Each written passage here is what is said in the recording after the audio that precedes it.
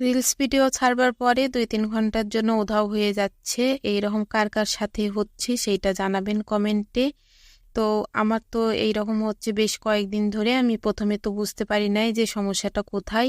তারপরে এখন দেখছি যে রিলস ভিডিও ছাড়ার পরে আমার মাঝখানে বেশ ভালোই ভিউজ আসলো, কিন্তু এখন ওই সমস্যাটার কারণে আর কি আমার ভিউজ আসছে না। তো আমি এখন তো চিন্তায় পড়ে গেলাম। কারো যদি জানা থাকে তাহলে প্লিজ কমেন্ট করে জানাবেন যে সমস্যাটা কোথায়, কি জন্য এই যে এই সমস্যাটা হয়েছে। যে ভিডিও ছাড়ছি, ভিডিও ছাড়বার পরে আমি আর আর ভিডিওটা আমি দেখতে পাচ্ছি না, আসলে আইডিতে থাকছে না। আর ৩-৪ ঘন্টা পরে ফেরত আসছে। ৩-৪ ঘন্টা পরে দেখা যাচ্ছে ৪টা ৫টা ৬টা ভিউজ এসেছে, এই রকম আর কি। তাহলে কার পেজে কাজ করতে ভালো লাগে বলেন, কার আর পেজে মন থাকে কাজ করার জন্য। তো আমার তো এই যে খুব দুঃখে কষ্টে দিনকাল কাটছে। আপনাদের কিভাবে কি যাচ্ছে, কেমন আছেন আপনারা সবাই জানাবেন। তো এই যে সকালে উঠার থেকে যতই মন খারাপ থাকুক রান্নাবাড়ি তো করতেই হবে না। সকালে উঠে এই যে সকালে রুটি সবজি করে নিয়েছিলাম, দেখতেই পেলেন। আর এই যে দুপুরের রান্নাটাও আবার শুরু করে দিয়েছি। সকালের খাবারটা খেয়ে আমি ঘরে চলে গিয়েছিলাম ঘরের কাজ করতে। ঘর গুছিয়ে এসে এই যে দুপুরের রান্না শুরু করে দিয়েছি। আমি আজকে আলু সিদ্ধ করে নিয়েছি, রুই মাছটা রান্না করব। আর আলু সিদ্ধের সাথে একটা ছেলের জন্য ডিম সিদ্ধও বসিয়েছিলাম, ছেলেকে ডিম সিদ্ধটা দিয়ে আসলাম। আর এই যে মাছ ভাজা দিয়েছিলাম, মাছ ভাজাটা এই দিক থেকে লেগে গেছে একটার সঙ্গে আর একটা, আবার কড়াইও একটু লেগে গেছে, তার জন্য একটু বেশি লাল হয়ে গেছে আর কি। তো যাই হোক, আমরা একটু বেশি মাছ ভাজাটা একটু কড়া মাছ ভাজায় পছন্দ করি। তারপরেও আবার আজকে একটু বেশি লাল হয়ে গিয়েছে, এখন কিছুই করার নেই।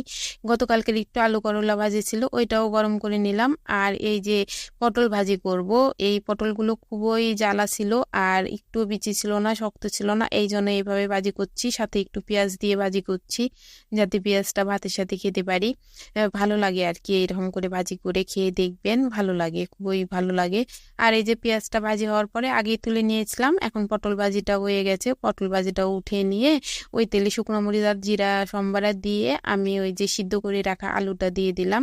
এইভাবে রুই মাছের ঝোলটা রান্না করলেও আমার কাছে ভালোই লাগে। আলুগুলো এই যে সিদ্ধ করে নিয়ে আদা ভাঙ্গা করে নিয়ে তারপরে এই যে ভাজি, একটু লবণ হলুদ দিয়ে তেলের মধ্যে দিয়ে ভাজি করে রেগুলার যে মশলা আদা জিরে বাটা ঝালের গুঁড়ো এই সব কিছু লবণ হলুদ দিয়ে এই যে কষিয়ে নিয়ে ঝোলের জলটা দিয়ে দিয়ে মাছ ফুটে ওঠার পরে মাছটা দিয়ে দিলাম। দিয়ে এই যে আজকে দুপুরের রান্নাবান্না, এই যে সিম্পল রান্নাবান্না, পটল ভাজি আর মাছের ঝোল। সকালের যে একটা সবজি করেছি ওইটাও রয়ে গিয়েছে।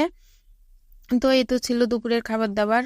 খাবার দাবার শেষ করে বেশ অনেকক্ষণ শুয়ে বসেছিলাম। এটা বিকালের নাস্তা নিয়ে আসলাম। নিয়ে এসে এই যে এখন সাথে একটু চা করে নিব। নিয়ে আসলাম বলতে আমি নিয়ে আসি নাই, ওর বাবাই নিয়ে এসেছে। তো এই যে চা সাথে একটু আদা চা করে নিব আর কি। আজকের ভিডিওটা এই পর্যন্তই। আজকের ভিডিওটা কেমন লাগলো আপনারা অবশ্যই জানাবেন, লাইক কমেন্ট শেয়ার করে দিবেন। আর আমার পেজটি ফলো দিয়ে আমার সাথেই থাকবেন। এই যে চায়ের জন্য আমি আদা দিয়ে দিলাম আর চিনি চাপাতি দিয়ে দিলাম আর কি। আজকে টাটা, বাই বাই।